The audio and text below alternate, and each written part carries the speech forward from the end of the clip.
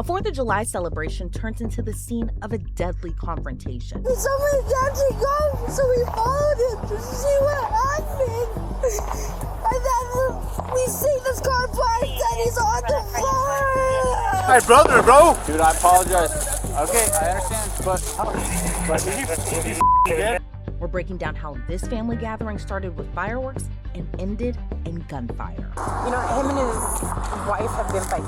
I know is that they've been fighting and fighting. Someone on me, and she went to the side and shot it.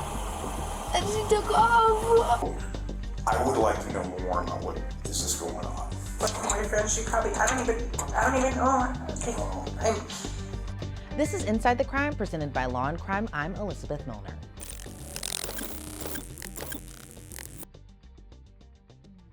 4th of July. What comes to mind is backyard barbecues, pool parties, and fireworks lighting up the night sky. But in this case, the real fireworks started when a woman arrived home with her boyfriend and found her husband already inside with his girlfriend.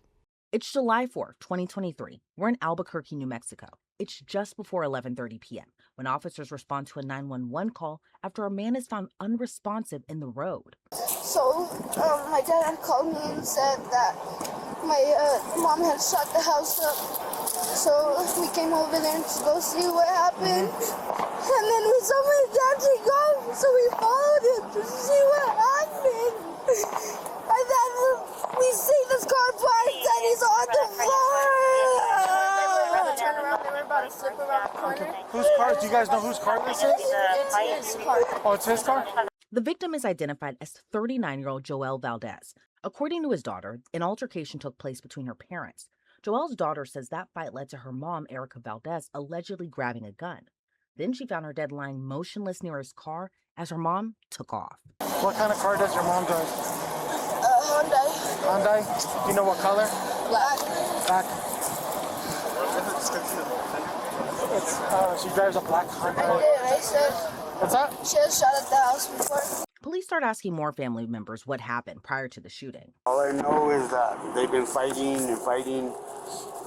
My brother called me a while ago and told me that he had rolled up to his pad and that Erica was, I guess, following him to his house. Okay. And he went outside and that she put the gun to his chest. Earlier tonight? Yeah, earlier tonight. Okay. And that she put the gun to his chest, but he's like, I know that bitch is gonna do nothing. And he said that when she left, she shot at the house. So there should be casings or bullet holes. Okay. He said that she shot the roof and one bullet, I guess, by the front or something like that. But yeah. All I know is I was coming home from Rio Rancho or Bernalillo. Yeah. And he's like, just call me when you get home so I can see my baby. I can go up there and see my baby. Yeah. And he has, you guys have his youngest? I have the youngest, I have the baby. Okay. That's my goddaughter. Okay. And the next thing I know, I'm pulling up to my house and calling me, screaming and telling me that her mom shot her dad. Okay. And from there, I just came down here, brother. Meanwhile, another officer interviews the couple's daughter, who they first encountered at the scene. I'm sorry to meet on these terms tonight, okay? I'm very sorry for your loss, okay? But I really want to do the best investigation that we can. And I'm going to have to ask you to walk me through what happened tonight. Okay, you can do that for me? Yeah. Okay, so whenever you want, take your time and start at the beginning, okay? And there's no rush. If you need to take deep breaths or whatever you have to do, please do it, okay? So I've been spending the night at my girlfriend's house. Okay. Because of my mom. Because she would go home and then she wouldn't show up for like weeks. So I was with my dad yesterday. Okay. And I went back with my girlfriend. And I talked to my dad to make sure he's okay. And then my mom had called my girlfriend's mom, Granny. And she said, I just sprayed the house. With my dad in it. And then... Your mom said that? Yeah. And we went to go check to see if my dad was okay. And we saw him taking off. You saw your dad taking off? Yeah. From the house? Okay. What did he take off in? In the red car that's parked. Okay. So you saw your dad take off? Okay. I saw him on me and she went to the side and shot it. And she took off.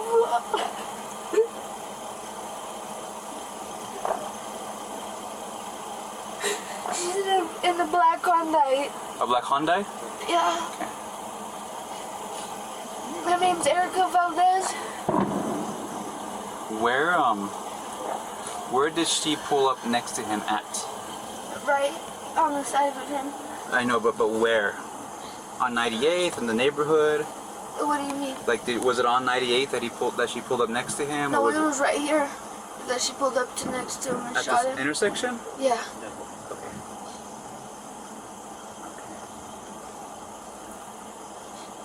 Where all the other, where everybody else is parked? I got out because I saw his car parked, and I went to go check on him. And he was. I just went to leave. No, I'm sorry. It's okay. I'm sorry. I'm very sorry. Like I said, please take your time. What do you mean? No, she drove from Andrews, and she was on. That's 98th where they were at, right? And she was chasing him from the house to there. And after she shot him up. With Erica Valdez nowhere to be found, officers also asked both the victim's brother and daughter if they know where Erica could be. Do you know where Erica's residing at right now? Is she not living there? No, she's with her new boyfriend, Motel 6, Okay. room, I think 152. I can call my son real quick or my daughter. Whose boyfriend? Her boyfriend. Do you know her boyfriend's name? I don't know his full name. They call him Senna, but I know he's on parole from Colorado. Okay. Do you know what they're driving? A white, was it a Honda or? A Hyundai? I think, yeah. Okay. It's kind of beat up. How long ago do you know she was staying at room 152? My brother said he just seen them there not even a couple hours ago. It's the number of the room where Erica and that Shayna. No, I'm very familiar. You said 251? 251. Okay. All right, bye. My mom had told my dad that she's been this guy at 66 Hotel. 66 where? Route 60. Oh, Route 66 or 66. something. Is that a hotel? Yeah. Officers find out Erica's been staying with her boyfriend, who is identified as James Cena. He reportedly has been staying at a motel where he works as a security guard. And according to relatives, Erica's conflicts with Jo-Elle were escalating over the past couple of months because of infidelity in their marriage. She said, Paula, the person, the slug bug, got a call from her mother, from Nevaeh's mom, saying, hey, I just sprayed the house. Okay. So she went to go check on her dad, and when they went 5-6 and saw her dad leave in that red vehicle, mom followed her, and then either at this intersection or the next intersection, mom pulled up next to our victim and shot him. Okay. Where was she parked? I think just like behind her. I'm getting info saying that they came from this way. They're coming south, not from north. Because they're coming from Andrews. Yeah, which is that way.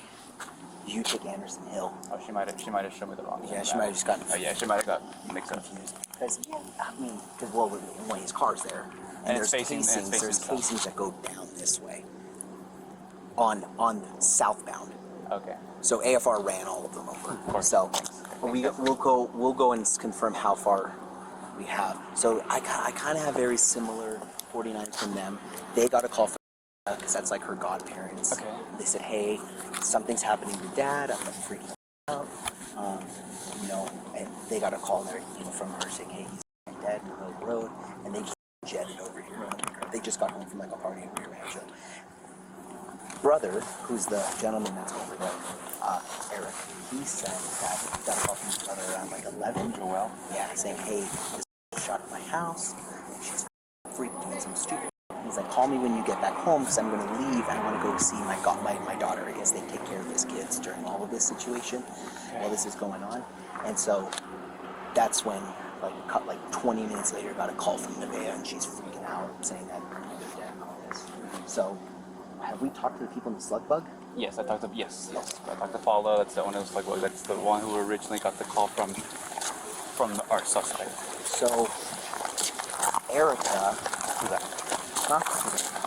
Erica's the suspect. 2 days later, on July 6th, Erica is detained and brought in for questioning.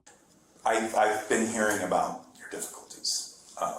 Having been through a divorce myself, I know they're the hardest things for anyone to ever try to understand unless you're in a relationship. I can never explain to anybody about how bad mine was. So I would like to know more about what is this going on. So I've been having domestics forever. I call the cops all the time. Court records show Erica was charged 3 months prior to the shooting with 911 abuse after calling 27 times to report domestic violence. But she didn't answer the door when police responded to 14 of those calls. He takes off and leaves. He splits my ear. He does it in front of the kids. I asked if they could have brought my phone because everything is in my phone. He's threatened to light my house on fire with my children in it. He's sick. To me, I think he's on his same he was back in the day when we first met, which is crystal meth through the needle. And I smell fentanyl in my home when I am home. I haven't been home in 3 weeks. It's to get clothes and to make sure my house is okay and not being ran down by a bunch of, weird people. yeah, Because at the end of the day, that's still my kid's home. I've been asking him to leave. My dad co-signed for the house for me and him, for us. He told me he would have to kill me and my dad to keep the house. He's just sick, After Erica describes some of the volatile aspects of her relationship with Jo-Elle, she walks detectives through what happened on July 4th, including a confrontation between her alleged boyfriend, Jo-Elle, and his alleged mistress. And my baby daddy pulled up to the hotel that me and my friends were at. And my baby daddy got out with a gun telling some dude, what's up, motherfucker, come downstairs. That's how it all happened. So at the beginning of the whole thing, that morning and I guess the guy that was in the hotel that I wasn't even, I talked to him once, is her ex-dude. okay. So she took my baby daddy to the hotel that we were at, and my baby daddy got out and was like waving a gun, telling him to come downstairs, and I'm like, Jo-Elle, get the out of here, dude. Like, you better get out of here. So Jo-Elle got out of the car with a gun? Yeah, at the hotel, Okay. telling the guy James, ex, or the guy that I was, but not sorry to say, but telling him to come downstairs. And I'm like, why does he need to go downstairs? Like, nobody wants, we're not even together. Why would you want to fight somebody that I'm not even with or nothing? How'd you guys get him out of the hotel area? I told him he better leave. Because he had a gun. I was like, That's kinda scary. I told him you better leave. I was like, I'm gonna call the cops on you again, Jo-Elle. Okay. And then I think what made him more freaked out is because guys started coming out from everywhere. I'm like, there was What motel was this, by the way? Motel 6. Motel 6. Of course. And I left. Course Island? Okay. Oh, yeah. There was all kinds of Was guys he that just came screaming at everywhere. that hotel? Huh? Was he screaming at that Oh, hotel and then yeah. guys started coming out? Yeah. Okay. He was yelling. Oh, yeah. I'm telling you, if you just read my phone, if you just get my phone, if you just listen to some of the messages that when he starts arguing, because instead of me fighting with him, I'm not going to give you that energy. I'm not going to throw nothing back at you. I'm not going to punch you. I'm not going to do none of that. I just get my phone and I record everything. Okay. Everything.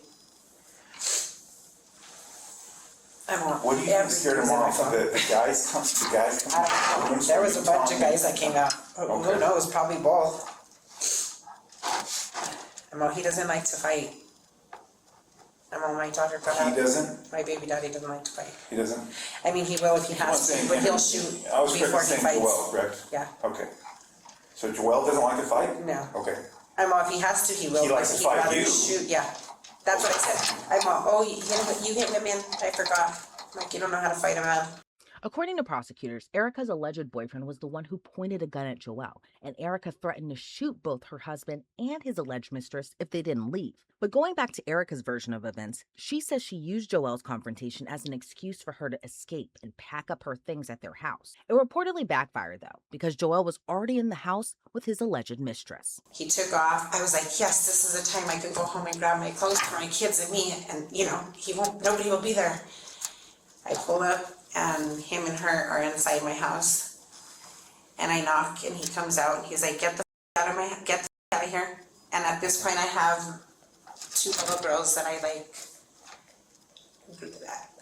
helped raise them. They're like little kids in my neighborhood. They're my daughter's age. I was like, just go with me. That way, somebody's with me. Well, he punched me in the face. The little girl stands in front of him and says, "You're not going to hit her."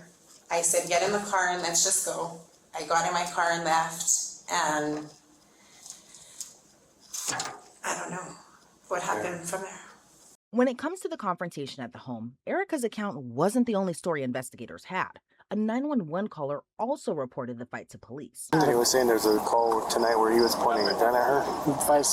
No, that she wanted to shoot him because he brought another lady to the house. So, okay, so it could have escalated further. Earlier, we also heard Jo-Elle's brother tell police a different story entirely. He claims Jo-Elle called him and said Erica pointed a gun at his chest before spraying the house with bullets. It was at that point the couple's daughter said Jo-Elle and Erica got in a car chase before Erica allegedly gunned him down. And then I got a call from my daughter at 1 the next day saying that I killed her dad. And I'm like, what are you talking about? If I would have done that, I would have done it when I was black and blue and bleeding in front of you guys, and my, at the time, 15-year-old was standing in front of him for him not to hit me. That's nonsense. I've stuck with my family for 21 years to keep a family, not to have a separated family, Yeah. I was raised with my mom and dad, and that's all I've ever wanted for my kids, was to have their mom and dad. Okay. Is there anything else you can remember about that night? During the fight, anything that brought out anything that would that we could use for your help? I just stay away. No, I just stay away from him. Okay. I even tell my kids, I'm like, do you guys want to stay here? No, we don't want to stay here. We want to go. Or can you drop us off at my daughter? Can you drop us off at Jenna's house? And I'm like, yeah, because I have to go to work. And then I go to work, and then I get off work, and I either pick them up, or sometimes they stay. Most of the time they've been staying there because I don't want to go home, and I don't want to have them sleep in the car with me if I have to sleep in the car, Yeah. So, but no, Okay. we weren't even fighting, me and him, other than when that chick took him to the hotel. Erica denied having anything to do with her husband's death, but police didn't buy her story. Do you know why you're getting arrested right now? I'm getting arrested? Yeah, you're under arrest. Yeah, I know. Yeah. You know why? Did they tell you why you're under arrest for? No. No? Okay. Oh, you already had an arrest warrant for an open count of murder, shooting at an occupied dwelling, shooting at from a motor vehicle, and aggravated assault with a deadly weapon. The other thing I'm going to be providing you right now is a restraining order. Okay. The time for the restraining order is going to be 20:53 hours, which is 8:53 p.m. This will go with your property. What's that for? Let me get this finished signed real quick. 2023. This restraining order here is that you are not allowed to come in with distance to